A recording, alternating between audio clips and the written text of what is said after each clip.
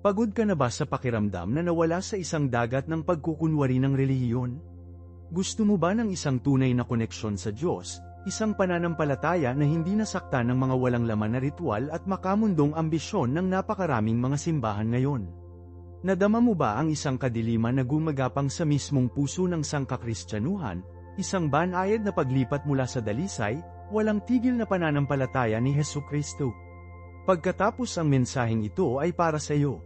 Dahil ngayong gabi, inilalabas namin ang isang nakagugulat na katotohanan, isang paghahayag na iling sa iyo sa iyong pangunahing, ang kakilakilabot na katotohanan na ang isang bahagi lamang ng mga simbahan ay tunay na kabilang sa Diyos, habang ang natitira ay nangunguna sa hindi mabilang na mga kaluluwa na diretso sa impyerno. Hindi ito sensationalism, ito ay isang banal na babala, isang sigaw mula sa puso ng isang babae na nakakita ng hindi maisip. Si Pastor Mariana, isang babae ng Diyos sa loob ng 11 taon, ay nadama ng isang lumalagong hindi mapakali, isang espiritual na dissonance na hindi maaaring balewalain. Sa kabila ng panlabas na pagpapakita ng tagumpay, ang isang nakakagambalang pakiramdam ay nagpatuloy, may isang bagay na malalim na mali. Ito ay hindi lamang isang pagtatanong sa kanyang personal na pananampalataya, ngunit isang malalim na pag-aalala tungkol sa estado ng simbahan mismo, isang lumalagong hinala na maraming mga simbahan, kahit na malaki, tila matagumpay, ay naligaw sa mga turo ni Hesukristo at ang gabay na matatagpuan sa Biblia. Ang kanyang pananampalataya, malalim na nakaugat sa salita ng Diyos, ay humiling ng mga sagot.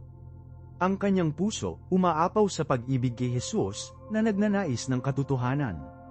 Ito ang nag-udyok sa kanya na maghanap ng mas malalim na pag-unawa sa kalooban ng Diyos, upang magpetisyon sa Diyos para sa kailanawan at patnubay, na nagdarasal ng taimtim para sa isang paghahayag na ang Diyos lamang ang maaaring magbigay. Ibinuhos niya ang kanyang puso sa panalangin, na humihiling ng pananaw sa espiritual na klima ng mundo at ang tunay na estado ng simbahan. Ang kanyang mga dalangin, na pinupukaw ng hindi nagbabago na pananampalataya kay Hesukristo, ay sa wakas ay sinagot. Ang kanyang paglalakbay ay nagsimula sa isang malalim na espiritual na karanasan, isang halos hindi mailalarawan na pangitain. Siya ay dinala, sa espiritu, sa dalawang malawak na magkakaibang lugar, isang nag-iisa, baog na disyerto at isang malago, masiglang hardin.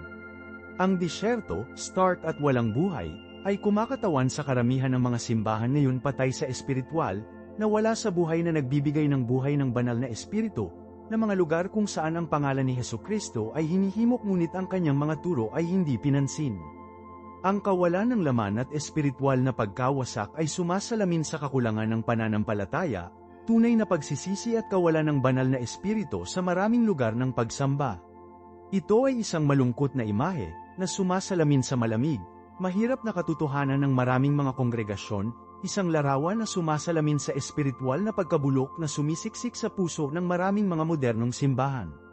Ang Biblia ay nagsasalita tungkol sa isang oras na ang pag-ibig ng marami ay lalamig, Mateo Kapitulo 24 versikulo 12, at ang pangitain ni Mariana ay malakas na naglalarawan ng babalang ito.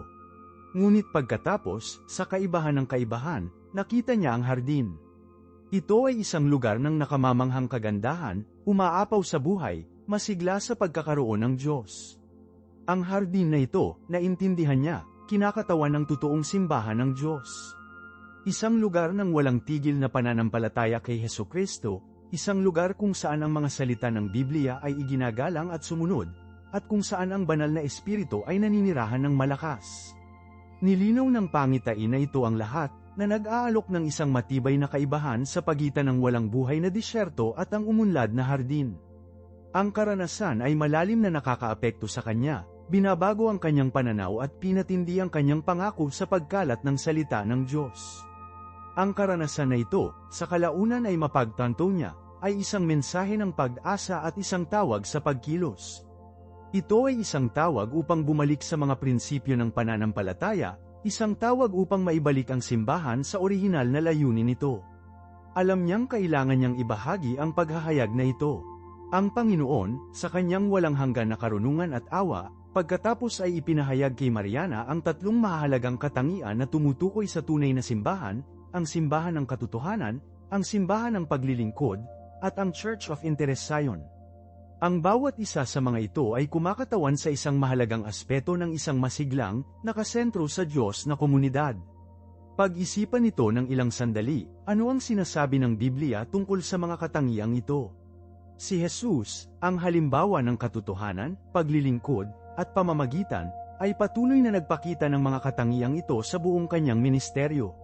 Ipinakita niya sa amin kung paano mamuhay ng isang buhay na walang tigil na pananampalataya at walang tigil na pag-ibig. Itinuro niya sa amin kung paano maglingkod sa iba, maging ang ating mga kaaway. Itinuro niya sa amin kung paano manalangin, at kung paano mamamagitan para sa mga nangangailangan. Ang tatlong haligi na ito ay ang pundasyon ng tunay na pananampalataya, at mahalaga para sa isang katuparan na relasyon sa Diyos. Binibigyang diin ng Church of Truth ang mapagpakumbabang debosyon sa Biblia, isang tunay na pagsisisi ng mga kasalanan, at ang nasa salat na pagkakaroon ng banal na espiritu. Ito ang bedrock ng ating pananampalataya, ang katotohanan na gumagabay sa atin sa ating espiritual na paglalakbay.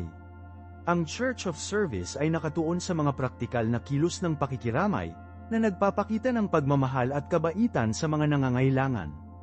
Ito ay isang mahalagang aspeto ng ating pananampalataya, tulad ng itinuro sa atin ni Jesus sa pamamagitan ng kanyang mga aksyon at turo.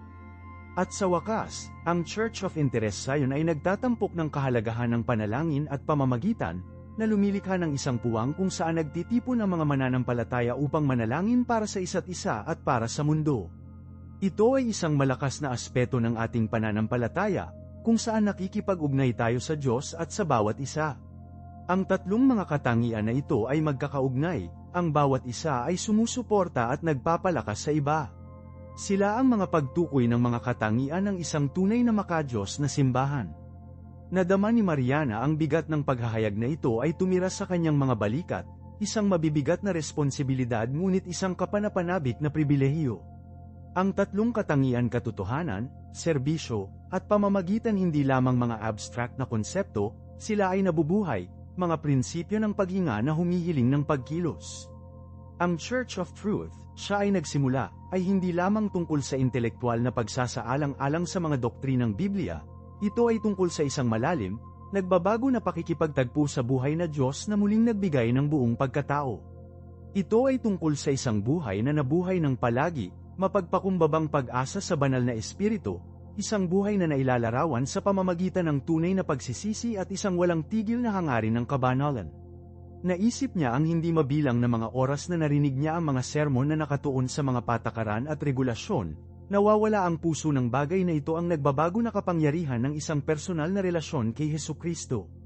Ang tunay na simbahan ng katotohanan, na pagtanto niya, ay hindi magpapahintulot sa pagkukunwari, ito ay magiging isang lugar ng radikal na katapatan at kahinaan, kung saan ang mga pagkadilim ay kinikilala at malayang damaloy ang biyaya. Ang simbahan ng paglilingkod, sumasalamin siya, ay hindi lamang tungkol sa mga gawaing kawanggawa, ito ay tungkol sa paglalagay ng mismong kalikasan ni Kristo. Ito ay tungkol sa pagpapalawak ng isang kamay sa marginalized, outcast, ang nakalimutan. Nangangahulugan ito na lampas sa mababaw na mga gawa ng kabaitan sa isang malalim, mahabagin na pag-unawa sa mga pangangailangan ng iba.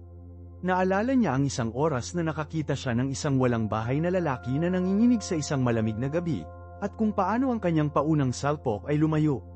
Ngayon, naintindihan niya na ito ay isang kabiguan ng paglilingkod, isang pagkabigo na makita si Kristo sa mahina na individual.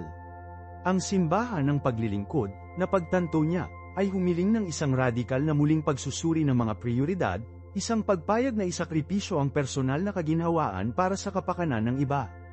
Ito ay nangangahulugang aktibong naghahanap ng mga pagkakataon upang maglingkod, hindi naghihintay para sa kanila na ipakita ang kanilang sarili. Ito ay kasangkot sa pagkilala sa likas na dignidad ng bawat tao, anuman ang kanilang mga kalagayan. Sa wakas, ang simbahan ng pamamagitan.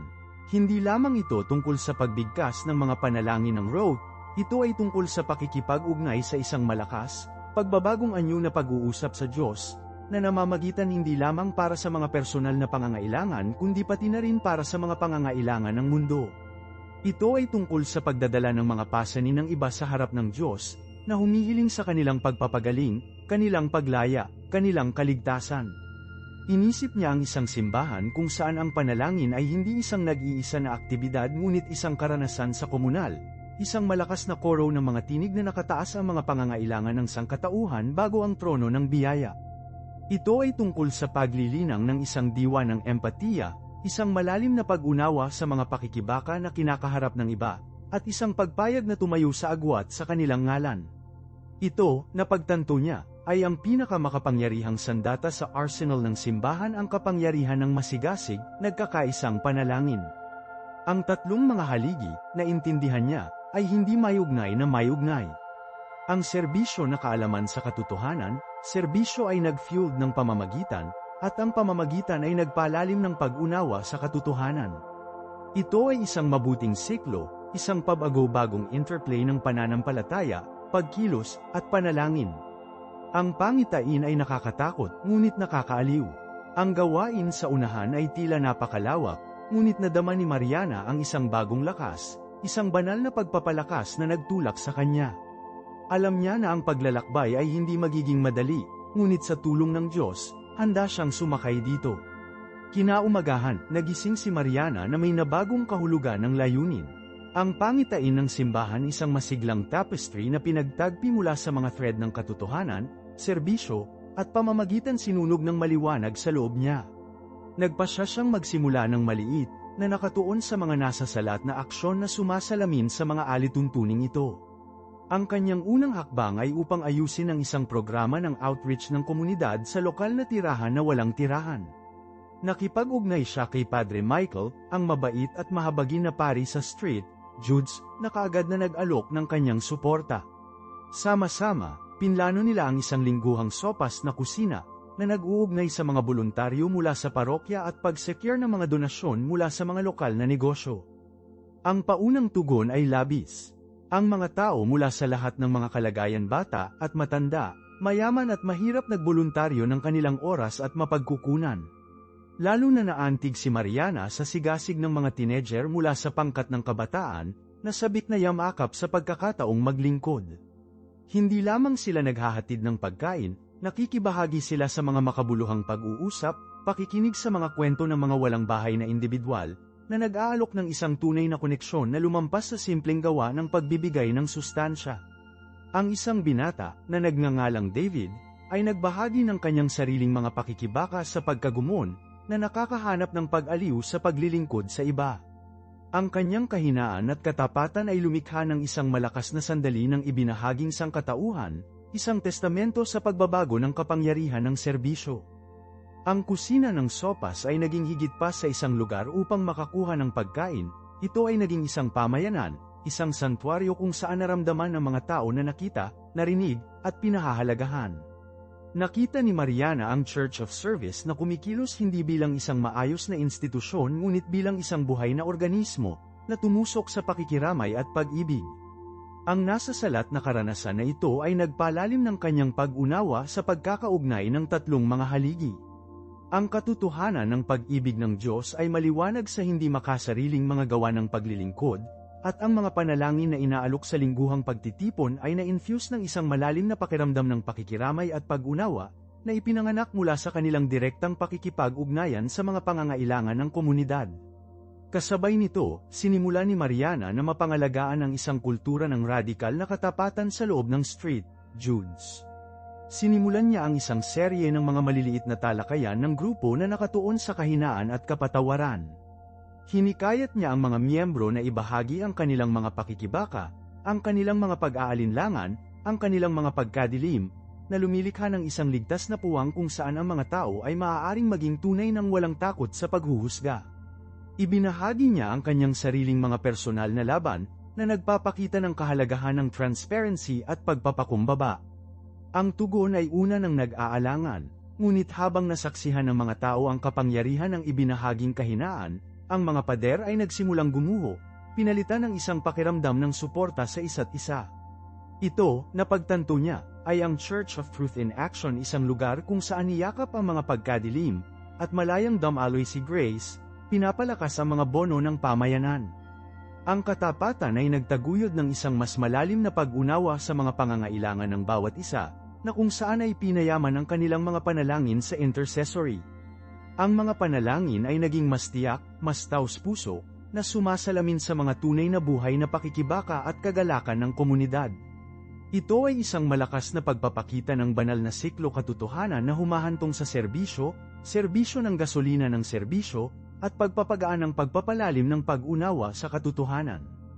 Ang pangitain, isang beses na isang malayong panaginip, ay dahan-dahan ngunit tiyak na humuhubog, nagiging isang nasasalat na katotohanan.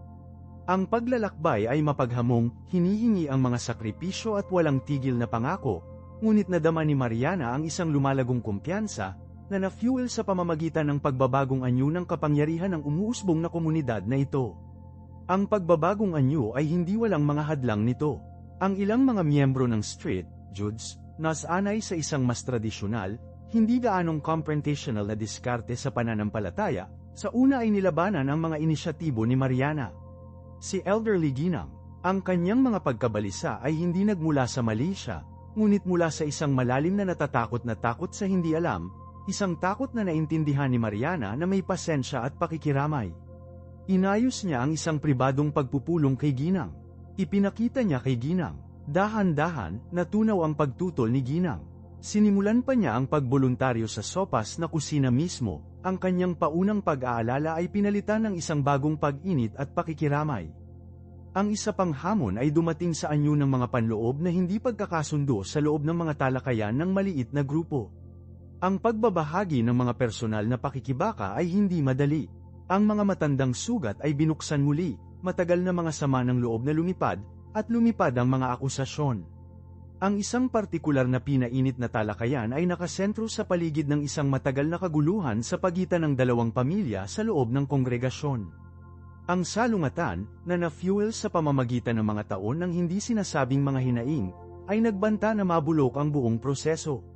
Si Mariana, gayunpaman, ay may kasanayang gabay sa pag-uusap, na naghihikayat ng aktibong pakikinig at mahabagin na pag-unawa. Hindi siya nahihiya palayo sa kakulangan sa ginhawa, sa halip na gamitin ito bilang isang pagkakataon upang magmodelo ng kahinaan at kapatawaran. Ibinahagi niya ang kanyang sariling karanasan sa pagkakanulo, na naglalarawan kung paano ang pagpigil sa galit ay nagpatuloy lamang sa pagdurusa. Ang proseso ay mahirap, na nangangailangan ng maraming mga sesyon ng maingat na pamamagitan at emosyonal na pagproseso, ngunit sa huli, ang dalawang pamilya ay natagpuan ng isang landas patungo sa pagkakasundo, ang kanilang ibinahaging sakit na nakakalimutan ng isang mas malakas na bono kaysa sa kanilang mga nakaraang pagkakaiba. Ang karanasan na ito ay binibigyang diin ang kahalagahan ng paglikha ng isang tunay na ligtas na puwang, isang puwang kung saan kahit na ang pinakamalalim na mga salungatan ay maaaring matugunan ng may katapatan at pakikiramay. Ang tagumpay ng mga talakayan ng maliit na grupo ay nagbigay inspirasyon kay Mariana upang mapalawak ang inisyatibo. Ipinakilala niya ang isang bilog na pakikinig, kung saan maaaring ibahagi ng mga individual ang kanilang mga kwento ng walang pagkagambala, na lumilikha ng isang puwang para sa malalim na pakikinig at pagpapatunay. Isinama rin niya ang creative arts therapy sa mga sesyon ng pangkat, na nagbibigay ng alternatibong paraan para sa emosyonal na pagpapahayag. Sa pamamagitan ng pagpipinta, tula, at musika, natagpuan ng mga miyembro ang mga bagong paraan upang maproseso ang kanilang damdamin at kumonekta sa kanilang mga panloob na sarili. Ang sining na nilikha sa mga sesyon na ito ay naging isang malakas na testamento sa kanilang paglalakbay ng pagpapagaling at pagbabagong anyo, na nagsisilbing isang visual na paalala ng paglago at pagiging matatag ng komunidad. Ang mga malikhaing ekspresyon na ito ay nagpayaman din sa kanilang mga dalangin, na pinapahiya sila ng isang lalim at kayamanan na lumampas sa mga salita lamang, na nagpayaman sa simbahan ng pamamagitan at pinalakas ang koneksyon nito sa iba pang dalawang mga haligi. Ang nasasalat na katibayan ng espiritual at emosyonal na paglago ng komunidad ay naging isang malakas na saksi sa pagbabago ng kapangyarihan ng kanilang ibinahaging paglalakbay. Ang pagtatapos ng programa sa buong taon ay dumating kasama ang taunang Church of Interest Zion Harvest Festival. Ito ay hindi lamang pagdiriwang ng malaking halaga ng lupain, ito ay isang testamento sa espiritual at emosyonal na pag-aani ng komunidad.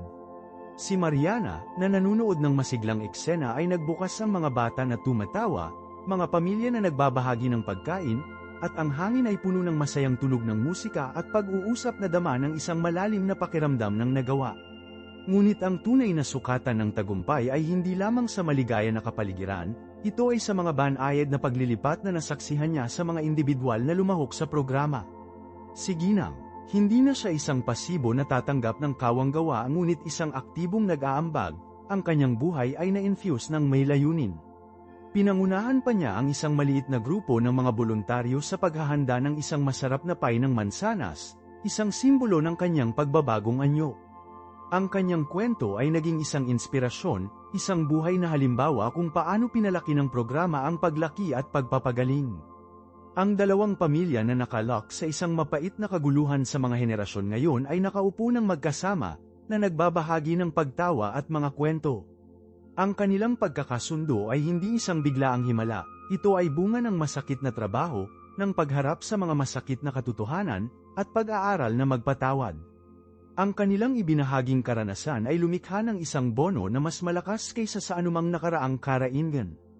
Ang kanilang mga anak, na minsan ay nag-iingat sa bawat isa, na ngayon ay naglaro, ang kanilang inosenteng kagalakan ay isang malakas na simbolo ng pag-asa para sa hinaharap. Ang pagkakasundo na ito ay isang mahalagang sandali, na nagpapakita ng pagbabagong anyo ng potensyal ng matapat na dialogo at walang imik na pag-unawa sa loob ng komunidad. Isang partikular na poignant moment ang naganap sa panahon ng pagsasara ng pagdiriwang ng pagdiriwang.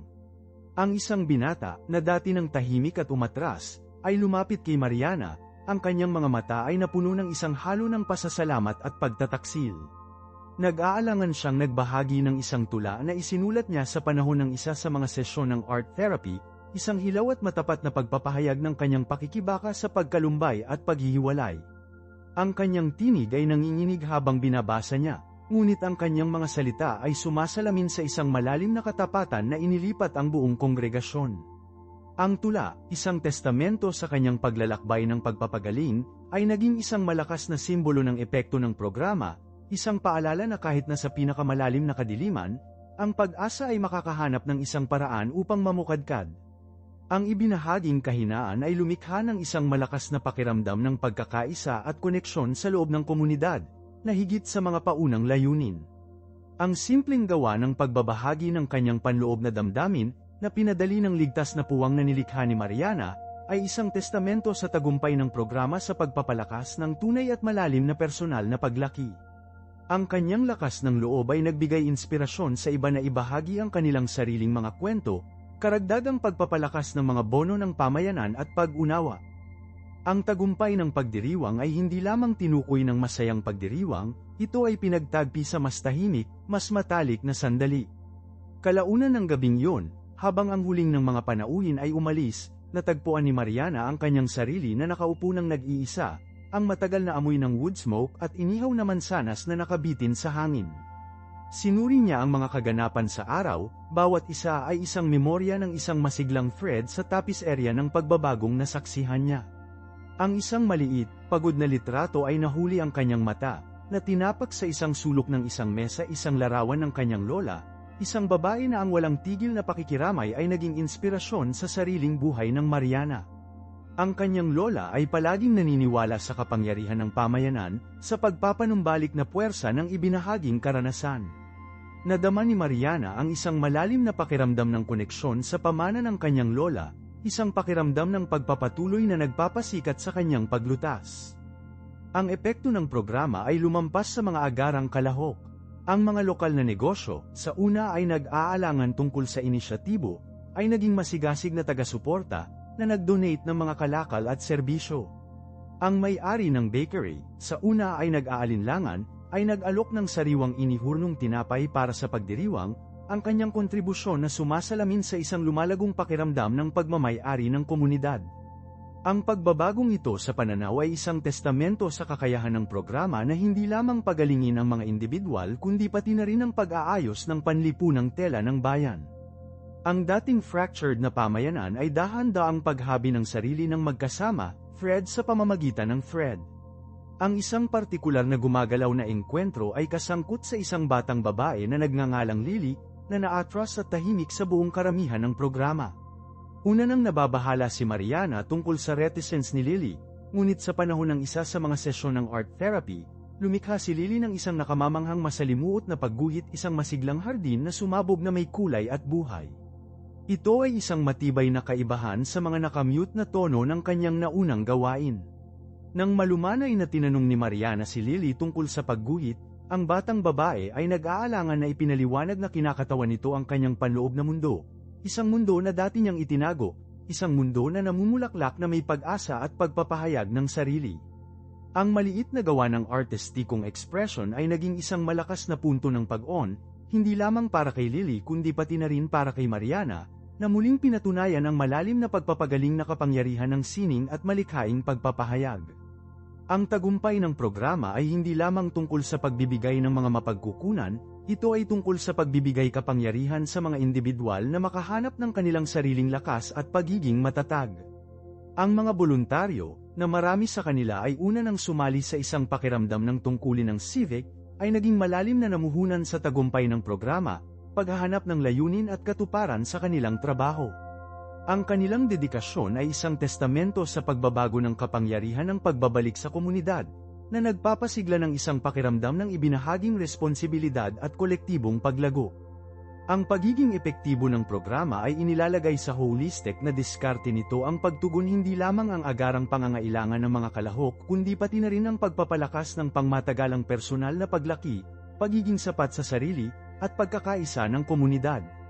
Sinasalamin ni Mariana na ang tunay na sukatan ng tagumpay ay hindi lamang sa bilang ng mga tao na nagsilbi, ngunit sa epekto ng ripple ng positibong pagbabago na nagliliwanag sa labas, na nakakaantig sa mga buhay sa mga paraan na nakikita at hindi nakikita. Ang programa ay naging higit pa sa isang inisyatibo sa lipunan, ito ay naging isang catalysta para sa malalim at pangmatagalang pagbabagong anyo. Ang tahimik na hamina ng nasisiyahan na buntong hininga at bamulong ng pasasalamat sa mga kalahok, na naghihintay kahit na matapos ang pagdiriwang, ay isang testamento sa tagumpay na iyon. Ang mga buto ng pag-asa, maingat na nakatanim, ngayon ay namumulaklak sa isang masiglang hardin ng pagpapagaling at pag-renew. Nang sumunod na taon, nagpasya si Mariana na palawakin ang programa, na isinasama ang isang sangkap ng mentorship. Ipinaris niya ang ilan sa mga mas itinatag na mga kalahok sa mga bagong dating, na lumilikha ng isang sumusuporta sa network kung saan ang mga nakabahaging karanasan ay maaaring magtaguyod ng paglaki at pag-unawa. Ang isa sa mga pagpapares ay sa pagitan ni Elias, isang dating karpintero na nakikipaglaban sa pagkalumbay matapos mawala ang kanyang pagawaan sa isang sunog, at si David, isang binata kamakailan ay pinakawalan mula sa bilangguan, na nakikipag-ugnay sa paghahanap ng kanyang lugar sa lipunan. Si Elias, sa una ay nag-aalangan, ay natagpuan ang isang nakakagulat na pakiramdam ng layunin sa paggabay kay David. Ibinahagi niya ang kanyang mga kasanayan sa karpintero, na nagtuturo kay David ng mga intricacy ng paggawa ng kahoy, isang proseso na nagpatunay na therapeutic para sa kanilang dalawa. Ang maindayog na pagtap ng mga martilyo at ang amoy ng sawdust ay naging isang ibinahaging wika, isang tulay sa kanilang iba't ibang mga background. Si David, naman, ay nagdala ng isang enerhiya ng kabataan at sariwang pananaw sa gawain ni Elias, na nagbibigay inspirasyon sa kanya upang galugarin ang mga bagong disenyo at pamamaraan. Ang kanilang pakikipagtulungan na proyekto, isang magandang crafted birdhouse, ay naging isang simbolo ng kanilang pagkakaibigan sa burgeoning at isang testamento sa kapangyarihan ng koneksyon sa intergenerational. Ang programa ng mentorship ay nagbigay din ng hindi inaasahang benepisyo para sa komunidad. Si Elias, na pinalakas ng kanyang nabagong layunin, ay nagsimulang mag-alok ng mga libreng klase sa paggawa ng kahoy para sa mga bata sa lokal na sentro ng pamayanan. Ang mga klase na ito ay hindi lamang tungkol sa mga kasanayan sa pagtuturo, ang mga ito ay tungkol sa pagpapalakas ng pagkamalikhain, pasensya, at isang pakiramdam ng nagawa. Ang mga bata, sa turn, ay nagdala ng isang panginginig ng boses at sigasig na higit na muling nabuhay si Elias. Ang epekto ng ripple ng programa ay patuloy na lumawak, na lumilikha ng isang positibong feedback loop kung saan ang paglaki at paggaling ay naging kapwa nagpapatibay. Napansin ni Mariana ang isang makabuluhang pagtaas sa pagkakasangkot sa komunidad. Ang mga lokal na negosyo, na inspirasyon ng tagumpay ng programa, ay nagsimulang mag-alok ng mga internship at apprenticeship sa mga kalahok, na nagbibigay ng mahalagang karanasan sa trabaho at isang landas sa pagiging sapat sa sarili. Ang lokal na aklatan ay nag-host ng mga workshop sa resume writing at job searching, karagdagang pagsuporta sa paglipat ng mga kalahok pabalik sa workforce. Maging ang alkalde ng bayan, na una ay nag-iingat tungkol sa mga implikasyon sa pananalapi ng programa, ay naging isang taga-suporta ng boses, na kinikilala ang nasasalat na kontribusyon nito sa pangkalahatang kagalingan ng bayan. Inilalaan niya ang isang maliit na budget para sa pagpapalawak ng programa, kinikilala ang pangmatagalang pagbabalik sa pamumuhunan sa mga tuntunin ng nabawasan na mga rate ng krimen, pinahusay na kalusugan ng kaisipan, at nadagdagan ang pakikipag-ugnayan sa komunidad. Isang gabi, sa isang pagdiriwang ng hapunan para sa mga voluntaryo ng programa, narinig ni Mariana ang isang pag-uusap sa pagitan ng dalawang kababaihan na naging mga kalahok sa mga unang yugto ng programa. Pinag-uusapan nila ang kanilang bagong kumpiyansa at ang epekto ng programa sa kanilang buhay.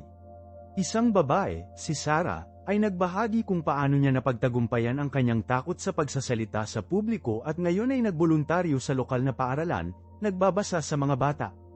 Ang iba pa, si Jessica, ay nagsalita tungkol sa pagsisimula ng kanyang sariling maliit na negosyo, isang serbisyo sa pagtutustos na dalubhasa sa malusog, lokal na source na pagkain. Ang kanilang mga kwento, na puno ng pasasalamat at pag-asa, ay isang malakas na paalala sa walang katapusang pamana ng programa. Napagtanto ni Mariana na ang tagumpay ng programa ay hindi lamang tungkol sa mga nakapagpapagaling na individual, ito ay tungkol sa pagbibigay kapangyarihan sa kanila na maging ahente ng pagbabago sa loob ng kanilang sariling buhay at pamayanan. Ang mga buto ng pag-asa na kanyang itinanim ay hindi lamang namumulaklak ngunit nag-ugat din, na kumakalat ng kanilang positibong impluwensya sa malayo at malawak. Ang hinaharap, sa sandaling hindi sigurado, ngayon ay gaganapin ang pangako ng patuloy na paglaki at pag-update. Nang sumunod na taon, nagpasya si Mariana na palawakin ang programa ng mentorship, na isinasama ang isang bahagi ng digital literacy.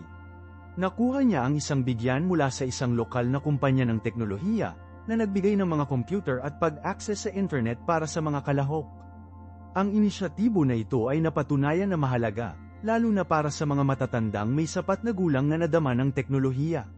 Si Elias, nakakagulat na may kasanayan sa pag-navigate sa digital na mundo, ay naging isang mahalagang tagapagturo, matiyag ang gumagabay sa mga kalahok sa pamamagitan ng online banking, komunikasyon sa email, at social media.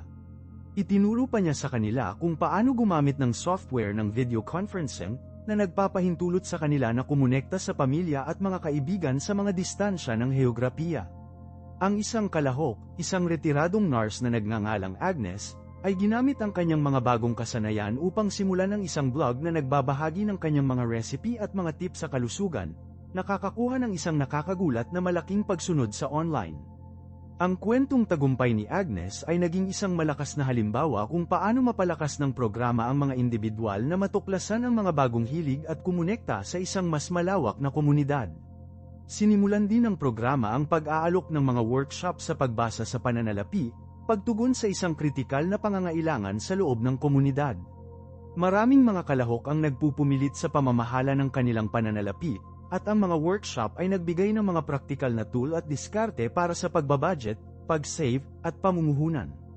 Ang isang lokal na tagapayo sa pananalapi ay nagboluntaryo ng kanyang oras, nag-aalok ng mga isina-personal na konsultasyon at gabay. Ang positibong epekto sa kagalingan sa pananalapi ng mga kalahok ay makabuluhan, maraming naiulat na nabawasan ang mga antas ng stress at nadagdagan ang damdamin ng seguridad. Ang isang kalahok, isang nag-iisang ina na nagngangalang Maria, ay nakapagtipid ng sapat na pera upang sa wakas ay makakaya ng isang maasahang kotse, na nagpapahintulot sa kanya na makatipid ng isang mas mahusay na trabaho at magbigay ng isang mas matatag na buhay para sa kanyang mga anak. Regular na sinuri ni Mariana ang epekto ng programa sa pamamagitan ng mga survey at panayam. Ang puna ay labis na positibo, na ang mga kalahok ay patuloy na pinupuri ang suporta sa kapaligiran ng programa, ang kalidad ng mentorship, at ang mga nasasalat na kasanayan na nakuha nila.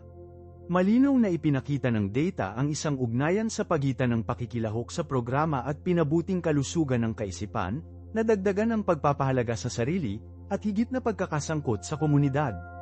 Ibinahagi ni Mariana ang mga natuklasang ito sa mga lokal na patakaran at pinuno ng komunidad, na nagsusulong para sa pagtaas ng pondo at suporta para sa mga katulad na inisyatibo. Ang kanyang madamdaming advokasya ay sumasalamin, at maraming iba pang mga bayan ang nagpahayag ng interes sa pagpapatupad ng mga katulad na programa sa mentorship. Ang tagumpay ng programa ay nakakaakit ng pambansang pansin.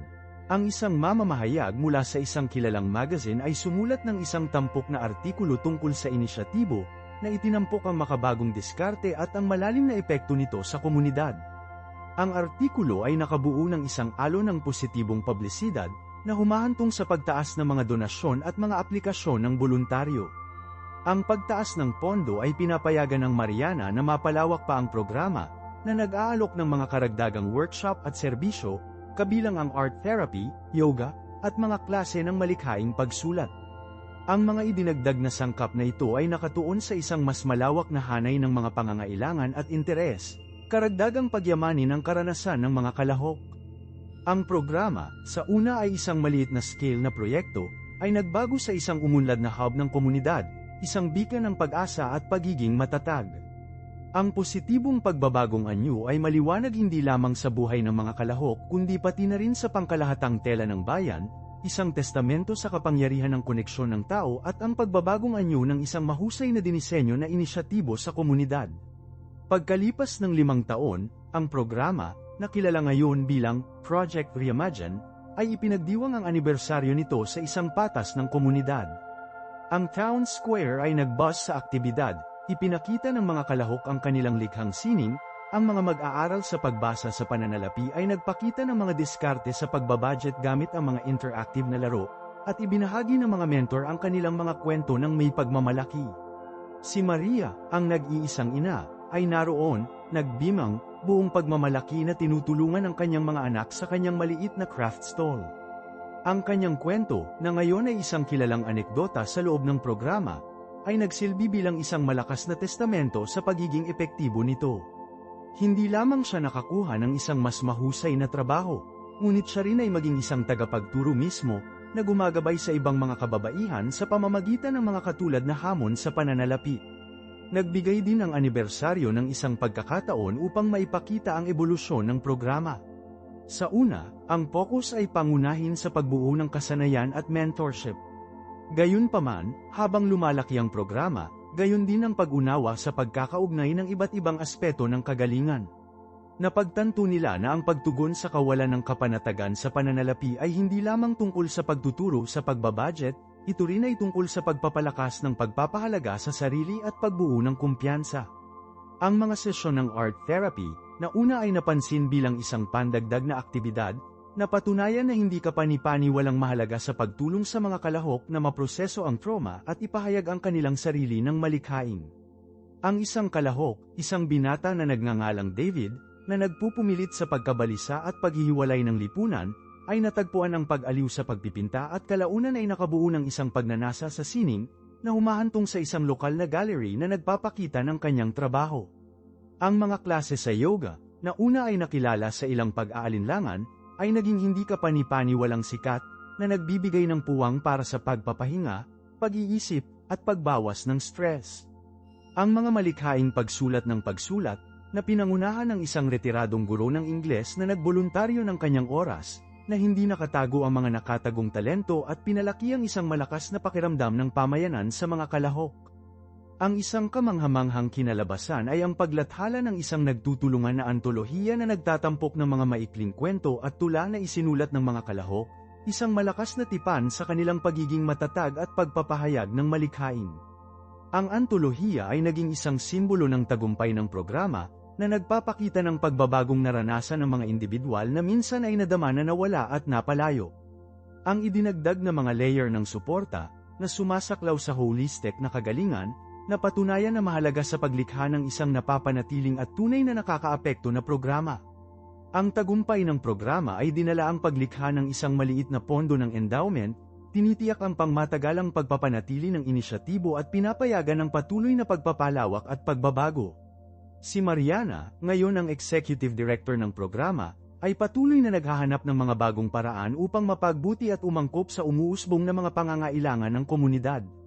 Alam niya na ang paglalakbay ay patuloy, isang tuloy-tuloy na proseso ng pag-aaral, pag-adapt, at pagsisikap na gumawa ng isang nasasalat na pagkakaiba sa buhay ng mga tao. 10 taon na, ang programa ay nakatayo bilang isang beacon of hope, isang testamento sa kapangyarihan ng pamayanan, nababanat, at ang pagbabagong anyo ng holistic na suporta. Ito ay isang pamana na itinayo hindi lamang sa pagpapalakas sa pananalapi, kundi sa pag-unlad ng espiritu ng tao, na nagpapatunay na ang tunay na tagumpay ay namamalagi hindi lamang sa katatagan ng ekonomiya, kundi sa holistic na kagalingan ng bawat individual na pinaglilingkuran nito.